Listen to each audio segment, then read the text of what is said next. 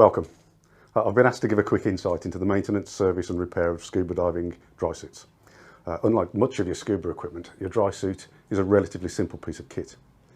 Let's face it, it's a waterproof bag you zip yourself into and hope to stay dry. Yes, there's a valve for putting air in and a dump for letting air out, and a few hopefully watertight seals at your extremities, but it's not much more complicated than that. If it does leak or flood, it's annoying, uncomfortable, but unless you're under the Arctic ice, it shouldn't be a critical failure, as your buoyancy is easily resolved with the BCD use or good internal airspace. You'll know the theory if you've done your dry suit spec, and you'll have a good working understanding even if you haven't, I would guess. So practically, what causes you issues in your dry suit?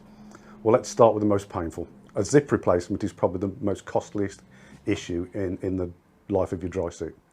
So above all, think about excess stresses on the teeth of your zip at all times. How do you put it on or take it off? Are you bending the zip excessively? How do you store it? If you roll it, are you making sure that the boots, etc., roll in, leaving the open zip at the back so that you can wrap those arms around the folded suit, minimizing stress, and crucially, the bend on the zip. Opposite, obviously, if it's a front entry suit. Some manufacturers say zip it closed for storage, but most don't. If you, as most of us sometimes do, need to turn it inside out to dry the interior, it's vital to do so carefully, gently teasing both ends of the zip as you turn inside out. Turn the whole suit, not just the body.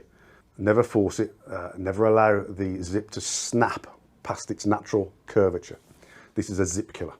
Finally, keep it running smooth with regular waxing.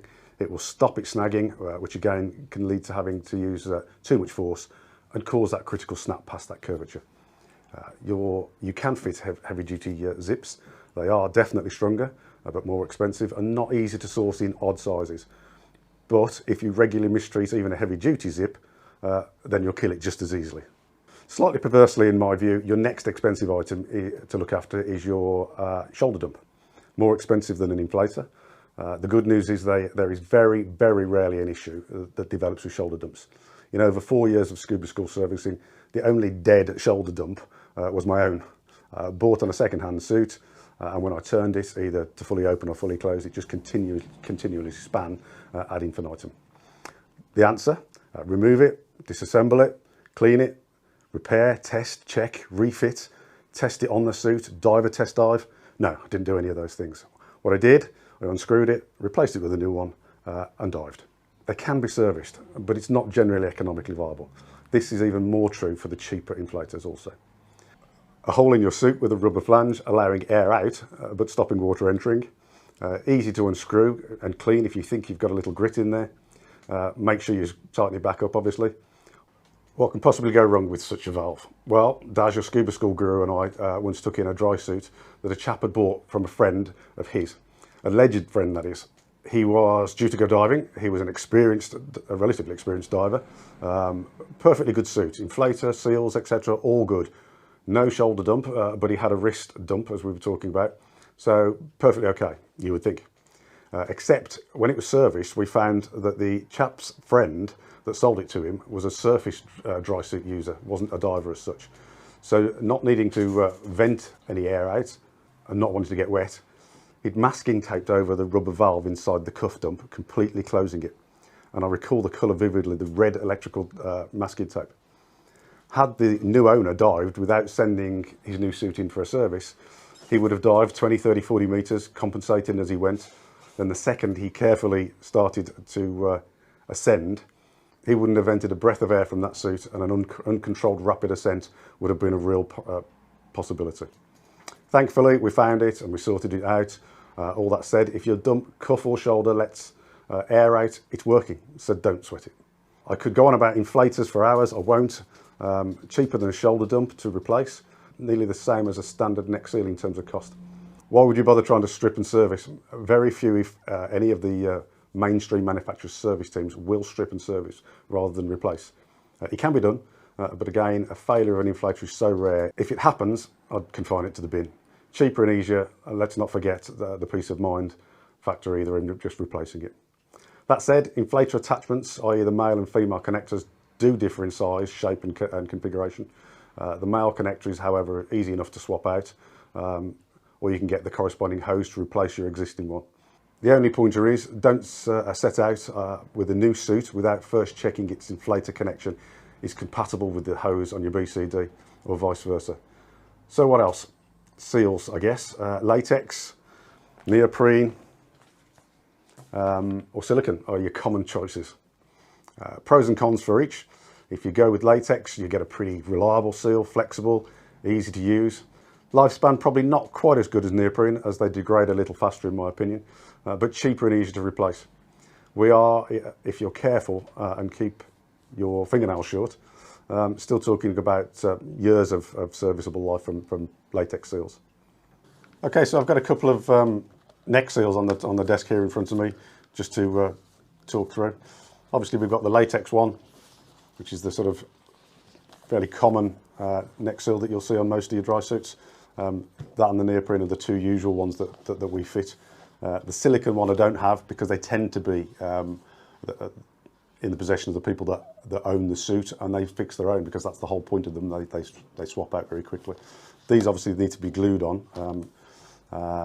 Very simple process, but as I've alluded to previously, quite a messy and difficult one if you're doing your first one. So probably the most important thing I'd say is, as I've said with the latex ones in particular, just keep them away from anything that might affect that latex material. It's strong, it's flexible, it does a good job against the skin, but it doesn't like chemicals next to it, and some things will affect it quite quickly and just break it down, and that will give out for you. So keep it away from it. Batteries, petrol, oil in the car. Let's just look. That goes for all your equipment, of course, but latex seals in particular. So what else can I tell you about it? I suppose the other obvious thing is, if you bring a suit in for repair or you're doing it yourself, make sure that you've tried the neck seal first. If you go for a small neck seal and it's too small, it can actually be quite a dangerous thing. I was talking to a chap at a dive centre a little while ago, a few years ago now in fairness, and he'd bought a new neck seal, placed it on his suit. He hadn't adjusted it properly, it was too small, and he actually passed out underwater. He was lucky to be alive. So it is important.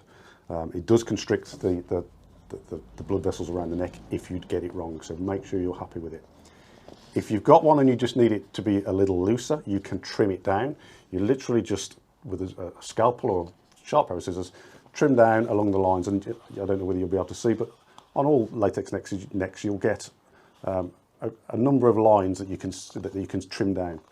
I suppose the only common sense thing to say with that is trim a little bit at a time. Don't go, I think I need half an inch off, so cut half an inch off and then realise it's no good. You've cut too much off, because that's new seal time.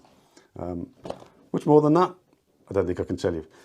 Except perhaps this: if you come into scuba school and you want a new neck or wrists, on the counter or behind the counter they have examples, obviously not on a suit, just like this, that you can try on before you then send your suit into repair. So pop in, bring your suit with you obviously, they will have them behind the counter, you can try it on and you'll be happy with that you're ordering the right thing. We have a neoprene suit. This is a small, I think it's about a 14 inch. Generally speaking, when we fit neoprene, we will order them in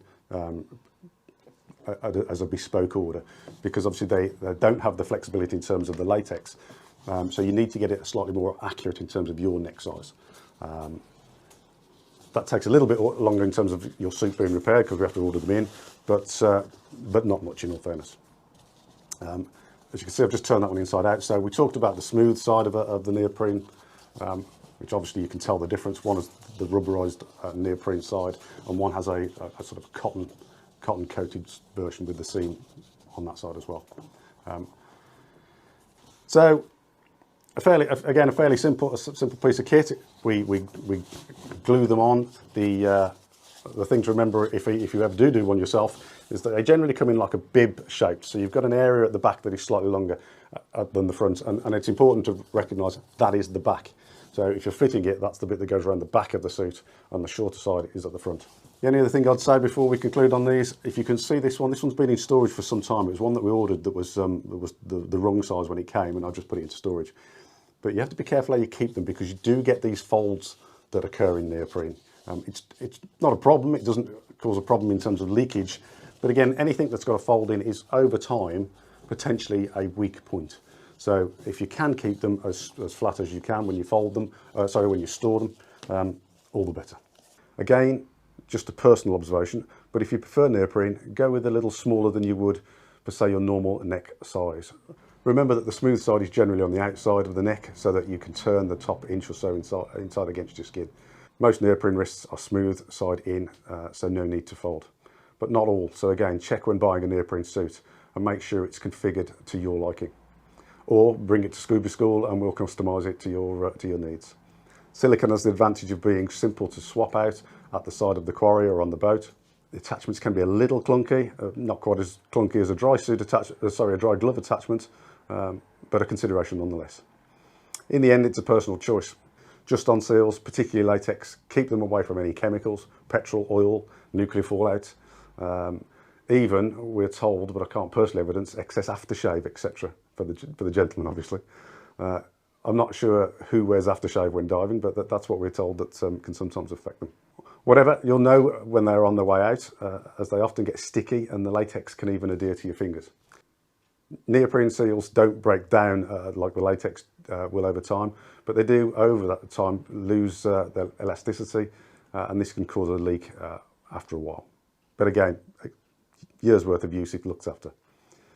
I said I wouldn't bore you, forgive me, I'm sure I have. And that's seals. Last couple of observations. A question, why am I getting wet? The answer, you're letting in water.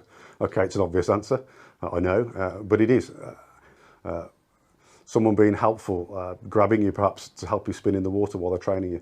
This often inadvertently causes water to get into the neck. You're twisting and turning, concentrating on getting upright, not about who's grabbing you to help you complete that turn. Your suit's integrity is probably fine. When you dive a normal planned dive, you'll likely be dry. Generally, and most of us have had one, a leak is a slow dampness that spreads, and if underwater long enough, it can get really wet. Tri-laminate suits, i.e. those with a cotton inner for the comfort and a second rubberised internal layer, obviously to keep the water out, and an often nylon stronger outer shell. When they leak, they tend to have an obvious site, i.e. a small hole or a worn section of internal tape. Neoprene can obviously still have pinhole type leaks as well, but more often have a spreading, seeping area that leaks water over a wider an area. All fixable, but remember your neoprene suit is in essence a waterproof sponge structure where the holes are sealed inside and are your insulation. So with neoprene in particular, be careful not to overly stretch it when taking it on and off. You don't want to break down those internal bubble connections that cause seepage. Finally, Paddy suggests an annual service of your dry suit. Of course, you can send it to Scuba School. We will do that for you. In general, however, maintenance of your dry suit is common sense. Treat it like the underwater balloon that it is. Protect it, protect that zip. If you're getting wet, check it out either with Scuba School or yourself before assuming it's leaking at a particular point. If your wrist is wet, it might be a zip problem, the wrist seal, a puncture somewhere, or even an issue with the neck. Water can run inside the suit and give you the wrong impression of where that actual leak is. Believe me, I talk of experience. Above all, don't store it badly. No stuffing it into a duffel bag in the shed next to the leaky petrol lawnmower or a window in the roasting sun. Hang it up or roll it carefully, zip facing outwards and not stressed. Remember, Scuba School can service, leak test, repair and fit new seals, dumps, etc. should you need it. You can do all these things yourself, of course, but be prepared for a messy, fiddly and odorous adventure. The glue is quite heady, so ensure good ventilation or you'll end up squiffly gluing yourself to your suit, your kitchen table or a family pet. Enjoy your course and your future diving.